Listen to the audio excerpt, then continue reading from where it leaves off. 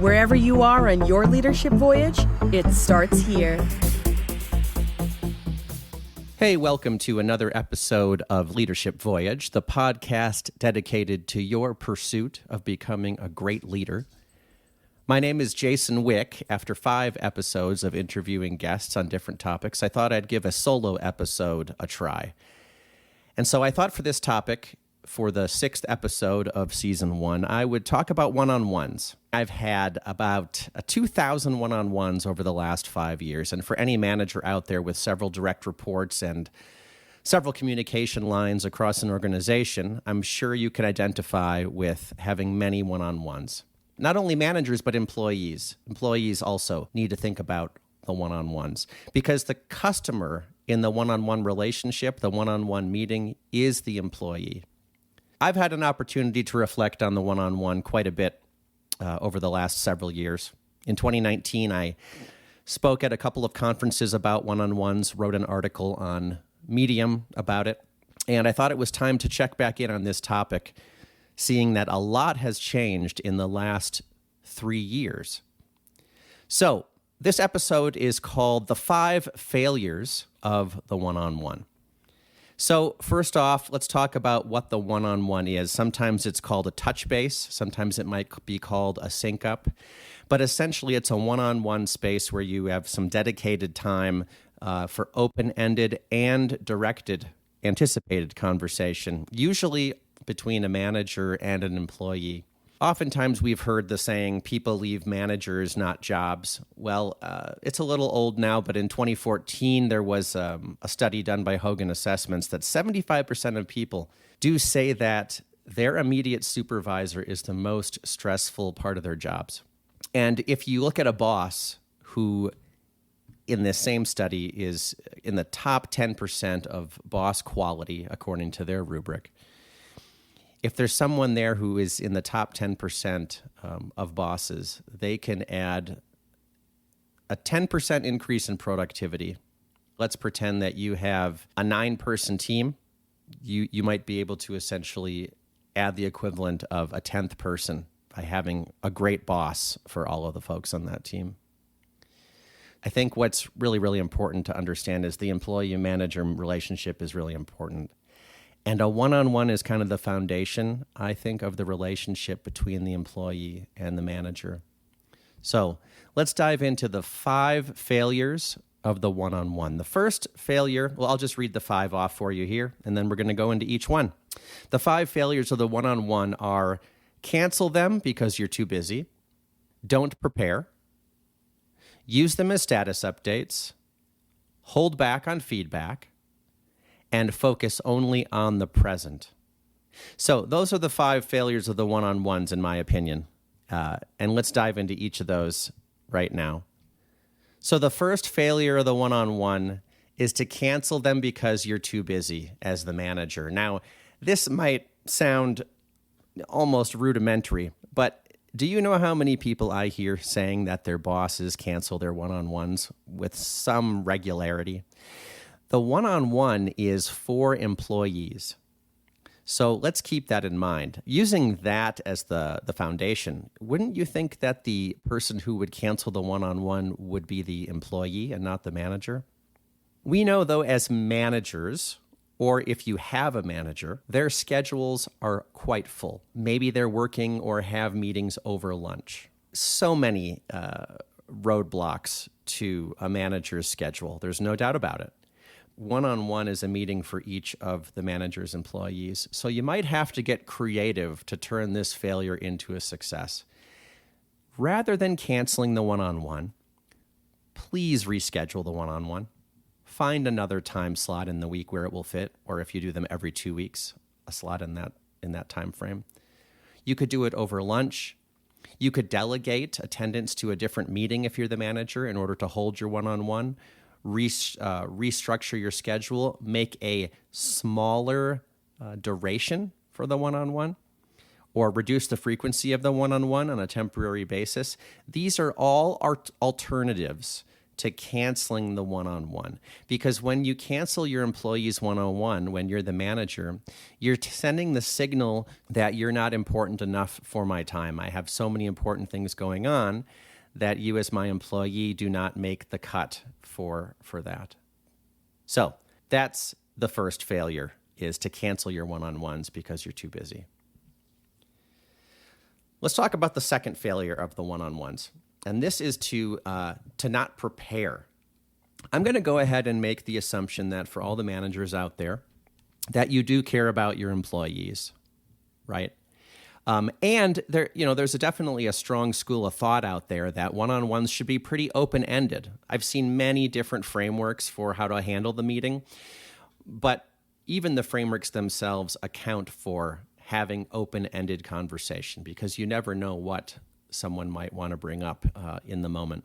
Back to being busy. Yes, as a manager in particular, you are probably busy, or your manager is probably very busy. But if you don't prepare, you're sending the signal to your employees that you have not thought about them until you hopped into that meeting. So similarly, make time for the one-on-one, but also take time for the one-on-one. Instead of the failure, what we do instead as a one-on-one, we'll prepare for it. Again, sounds kind of like a no-brainer, but I guarantee you as a manager or an employee, you can do this in probably 2 to 3 minutes. Before the one-on-one, go through your notes from the last time. See what it is that you haven't followed up on or what you were supposed to follow up on, or remind yourself what you have followed up on. Take some time to look at that last discussion and maybe put it into the big picture of what's going on in the business or in the employee's life, right? And in between the two one-on-ones, pay attention to what's going on. What are the observable behaviors that you can note? And roll all those observations into the preparation process. You can do this with just a few minutes beforehand. It's amazing how much that few minutes before the one-on-one to prepare for it can actually pay off during the discussion itself. So lots of ways to do this. You can write by hand when you're looking at your notes. You can keep things in a Google Doc on the computer. Whatever it looks like, it doesn't really matter. But write down notes during the one-on-one, review them before the next one, put some time into your schedule to think about, provide yourself some space in between the two meetings. The third failure of one-on-ones is to use them as a status update. So as a manager, yep, you're busy. You want to know how that project is going. And maybe the most efficient way to get that information is, in fact, from your employee during their one-on-one. And I'm going to raise my hand right here and say, holy cow, I have done this many, many times. I have definitely failed on this one many, many times, especially when I'm working with my team who has several different projects going on at one time.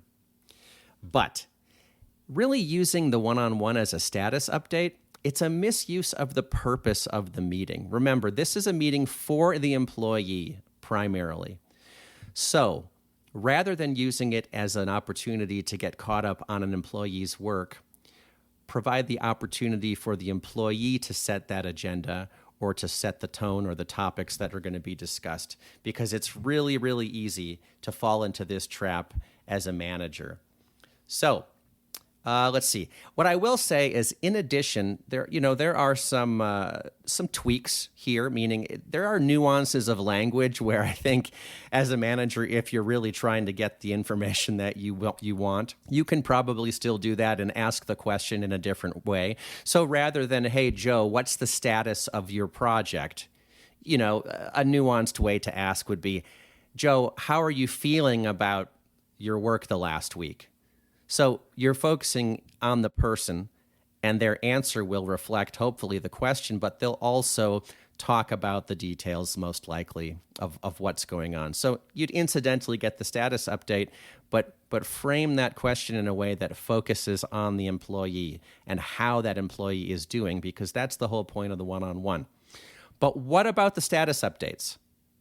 Well, you've got all kinds of other opportunities. You could have a status meeting, although I'm not a big fan of that because that feels like something that's just for a manager.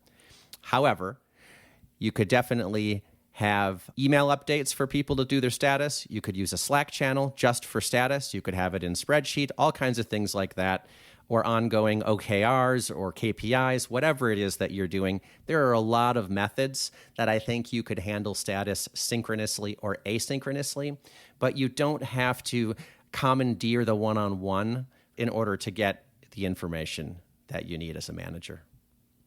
What's the fourth failure of the one-on-one? Holding back on feedback. I admit feedback is difficult.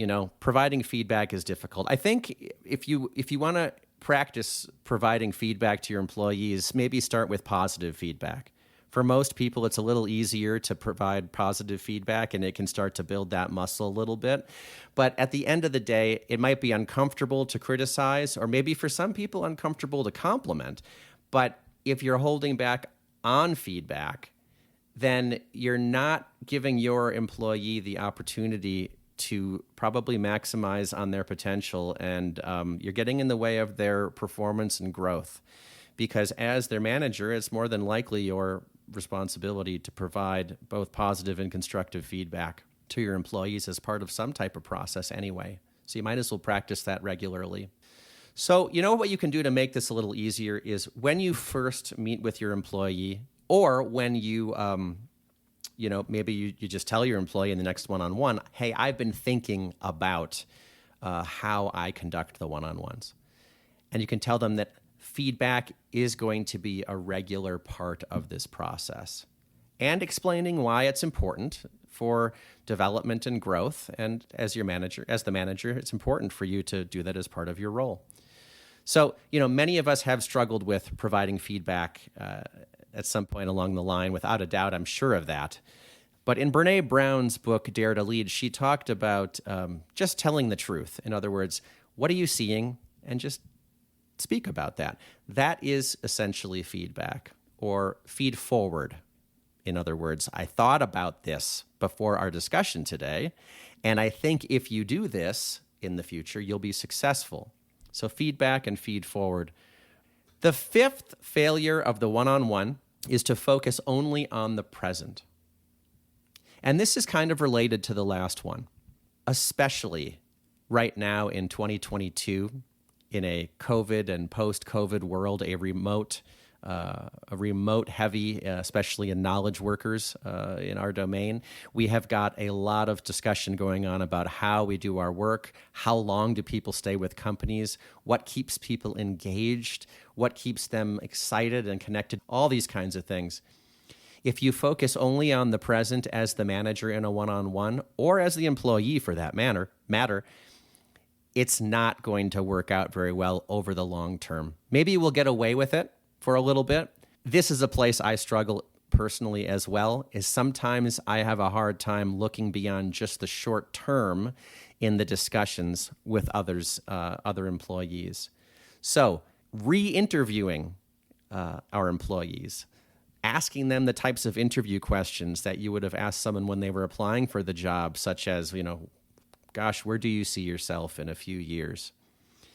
And I think it's almost more important than ever that employees understand how their work connects to the purpose of an organization and their purpose. And in some cases, if where we're going as a company or where we're going as a group doesn't align or intersect with where an employee sees themselves, that is really important information to ascertain as soon as possible. If we could move that employee to a different project or a different part of the organization, or if it's just the right time for them to look for another position, we'd rather have that discussion as soon as possible. We'd rather know that reality as soon as we can, because there's just no point in putting off the inevitable. Just like feedback, don't hold back on it. Have discussions about the future with your employees. So, kind of on the high level, what are some of the takeaways on these 5 failures of the one-on-one? Make time for the one-on-ones. Make sure you're holding them. Reflect on them after the fact and take time to prepare for the next one. Treat your employee as the customer in this arrangement. Do everything you can to separate the one-on-one meeting from a status update. And while you're in those discussions, provide feedback to the employee and show them that you care about their path and their growth. And you can't go wrong. So what would I encourage you to do at this point?